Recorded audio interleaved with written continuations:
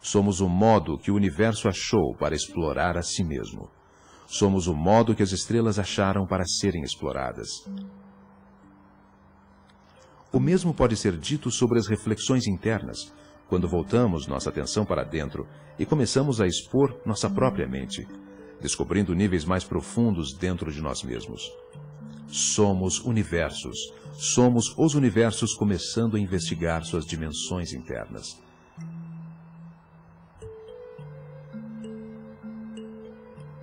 Então, a questão seguinte é: onde isto está nos levando? O que virá depois?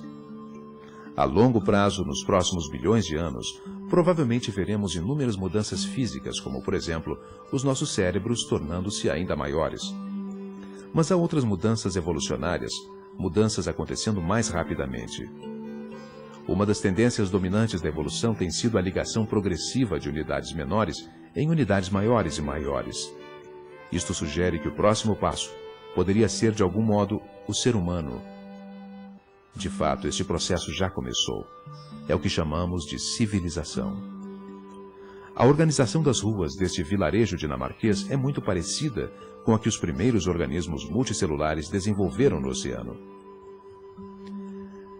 Nesta Cidade do Sol, no Arizona, a forma aqui é muito parecida com um feto em desenvolvimento. E esta tendência de aglomeração de pessoas em unidades maiores também está acontecendo num nível mais elevado. Podemos ver isso nas ruas dos Estados Unidos e na União Soviética, e da montagem do mercado comum europeu. Esta é uma tendência natural da evolução, e seu resultado final parece ser toda a humanidade, começando a funcionar como uma única comunidade.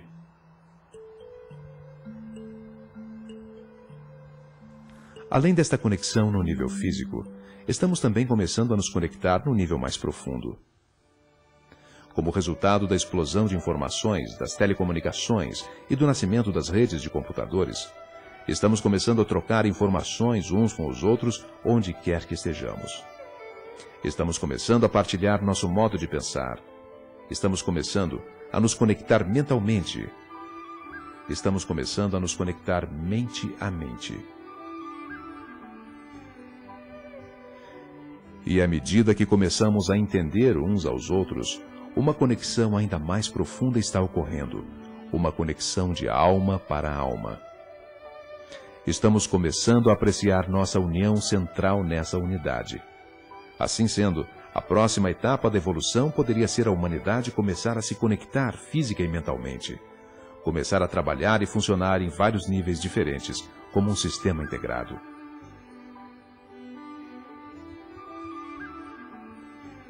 Existe aqui um paralelo interessante entre esta integração da humanidade e a integração que ocorreu num estágio anterior da evolução.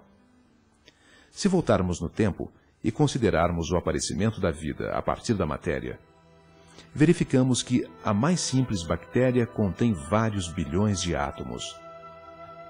A cifra indicada aqui, 10 bilhões, é só aproximada. Quer sejam 2 bilhões, 5 bilhões ou 20 bilhões, realmente não importa.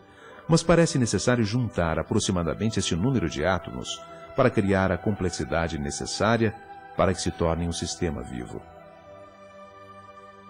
De forma semelhante, se olharmos para o próximo salto da evolução, a evolução da consciência inteligente, verificamos que novamente são necessários vários bilhões de células nervosas unindo-se no cérebro humano para produzir a consciência reflexiva que é a característica da humanidade.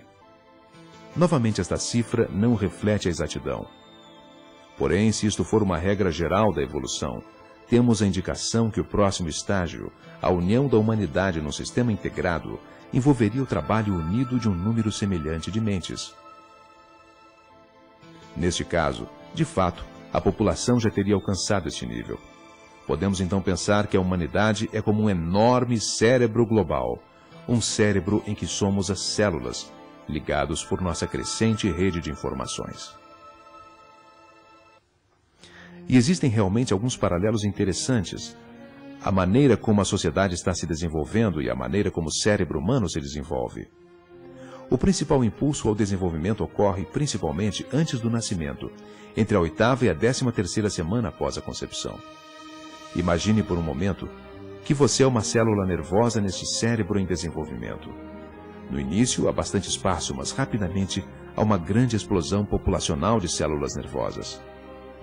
Se você fosse uma célula nervosa, provavelmente estaria pensando que isso está ficando perigoso.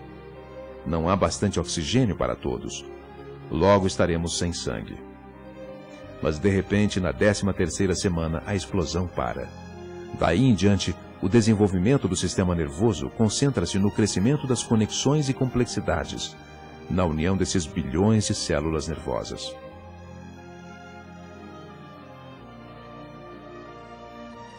Hoje estamos vendo um processo parecido acontecer com a humanidade. Tivemos essa explosão maciça, mas ela agora está começando a desacelerar.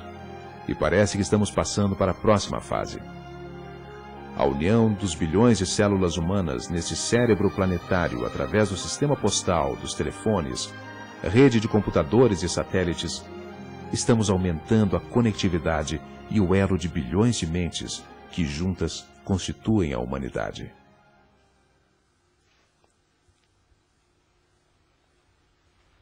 Porém, tudo o que falei até agora são as boas notícias. A má notícia é que nosso rápido desenvolvimento está ameaçando o bem-estar do planeta.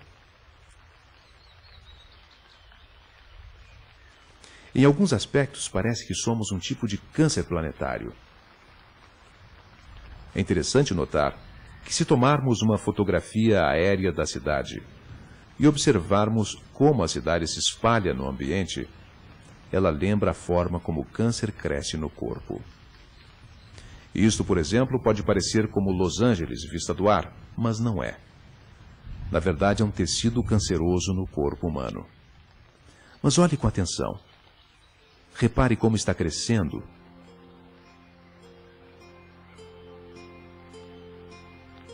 E depois, compare com isto. Agora a semelhança é mais que na aparência.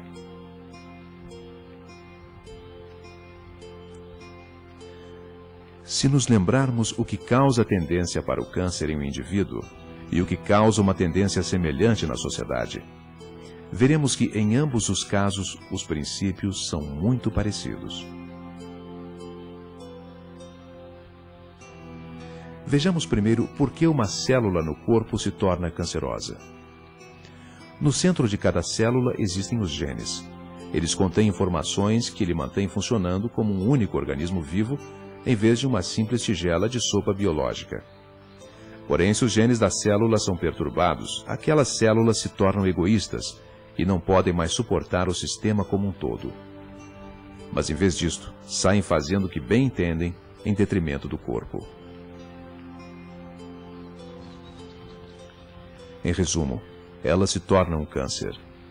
Quando consideramos seres humanos numa comunidade, estamos olhando para mentes organizadas, e o paralelo com os genes será encontrado no centro da nossa consciência. É aquele nível mais profundo da sabedoria interior.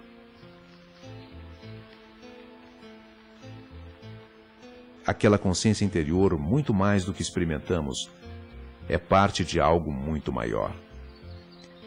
E quando perdemos contato com esta sabedoria interna, também nos tornamos como células egoístas, fora da realidade das necessidades da sociedade como um todo, vivendo às custas dos outros. O filósofo Alan Watts referiu-se a este modo egoísta isolado de existência como o ego encapsulado na epiderme. O que está dentro da pele sou eu, o que está fora da pele não sou eu. Biologicamente falando, isto é verdade. Cada indivíduo é um ser biologicamente separado. Mas isto não é toda a verdade. Somos muito mais do que isto. Somos criaturas com uma vida interior, com uma existência que se estende para além da identidade biológica. A razão pela qual temos ficado presos nesta forma limitada de nos perceber é porque o verdadeiro ser, o mais profundo senso do eu, é de fato muito difícil de compreender. Tentar descrever aquele sem o todo mais profundo do eu é como tentar descrever um buraco num pedaço de madeira. Se pedirmos para as pessoas descreverem um buraco tal como estes, elas podem começar por dizer, bem, é um buraco redondo. Você diz, sim. Eles dizem, é um buraco de madeira e é vermelho. Você diz, espere, o buraco não é de madeira. o buraco não é vermelho. Eles dizem, ah, o buraco é preto, porém isso é o pano de fundo. E de repente, ficaram presos. O que é o buraco? Como se descreve o buraco sem descrever o que o circunda? De forma semelhante, é muito difícil entender e definir o nosso senso de ser interior. Ao invés disso, temos a tendência de nos descrever pelo que nos cerca, pelos nossos muitos bens, nosso status social, nossas crenças científicas e religiosas.